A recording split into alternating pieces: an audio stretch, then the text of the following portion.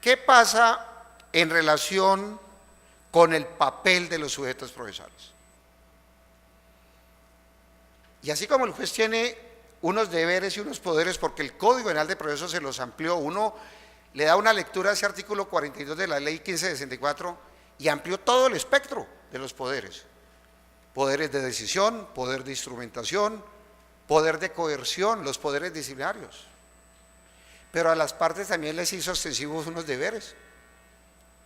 Porque es que el proceso es de todos, el proceso no es solamente del Estado, es responsabilidad de las partes.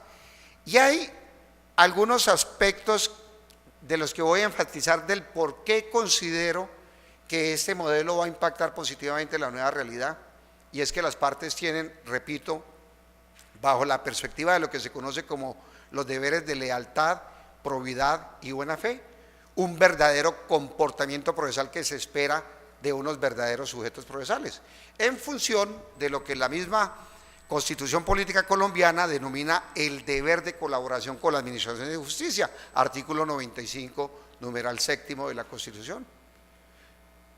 Por lo tanto, los abogados tienen que llegar con otro chip a la audiencia, porque la misma Constitución le está indicando deber de colaboración. Cualquier actividad dilatoria deberá ser no solamente resaltada por el juez, sino sancionada.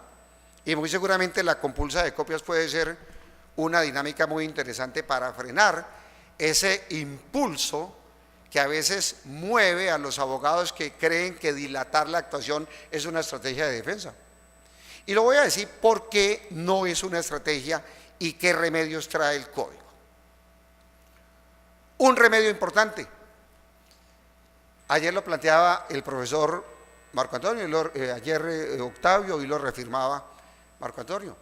La decisión se tiene que adoptar una vez escuchados los alegatos de las partes, y esa tal vez constituye el escenario más complejo, especialmente en aquellos litigios que se tornan complicados desde el punto de vista de la naturaleza del derecho que se está debatiendo, pero el mismo artículo le da la solución, el 373 le da la solución al juez. Si la complejidad del asunto amerita, lo podrá adoptar la decisión por escrito dentro de los 10 días siguientes y anunciar el sentido del fallo. Quedó abierto el debate de si el sentido del fallo es o no vinculante, ayer lo dijo Octavio, hay dos posiciones, algunos que decimos que sí, otros que dicen que no, pero ahí está planteado el argumento. Y bajo esa perspectiva, ¿qué le exige entonces a las partes?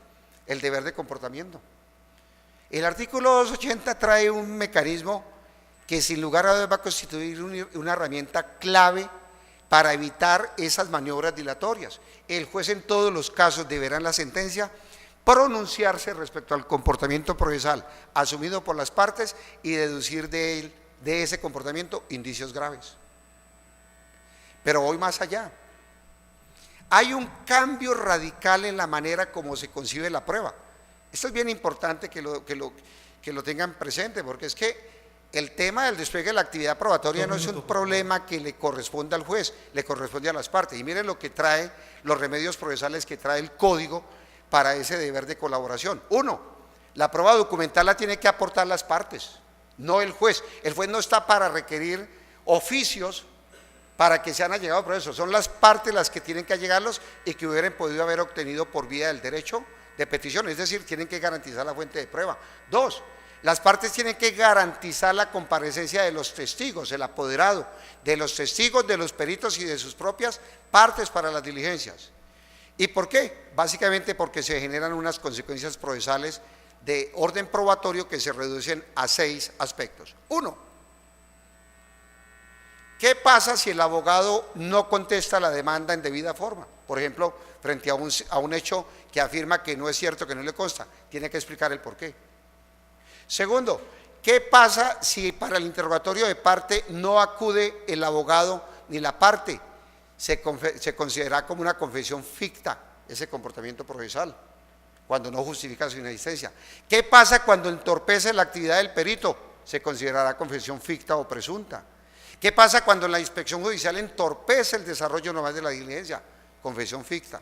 Cuando hay oposición injustificada a la exhibición de documentos, confesión ficta. O más aún, cuando convocado a la audiencia inicial no concurre y no justifica su inasistencia. Es decir, cambia radicalmente el concepto de cuál es el papel o función que debe cumplir en punto de esta actividad. Concluyo diciendo, dado que el tiempo corre apresuradamente a estas alturas del partido, una cita de Ángel Osorio en su magnífica obra El alma de la toga. Decía el maestro, y esto tiene que ver un poco con el bullying a que fui sometido por el presidente del Instituto Colombo Panameño. Estimado Abelito, es que la oralidad supone también mirar a los ojos a los interlocutores, y por eso estaba mirando a los ojos a la doctora. Decía el maestro, es también propio de la naturaleza que la palabra hablada refleje situaciones de ánimo que en la escrita se disimulan u ocultan fácilmente.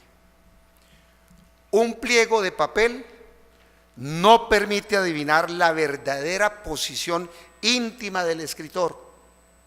En la oración hablada, prontamente se conoce al embustero, al maniático, al execrado, al incomprensivo, al intransigente. Suele decirse que el papel lo soporta todo. El papel no se sonroja, decía el maestro Calamandrei. De nosotros depende enfrentar esa realidad que muy seguramente, como Aconteció en Colombia, aquí en esta bella ciudad será una realidad próximamente. Muchas gracias por la atención. Muy amables.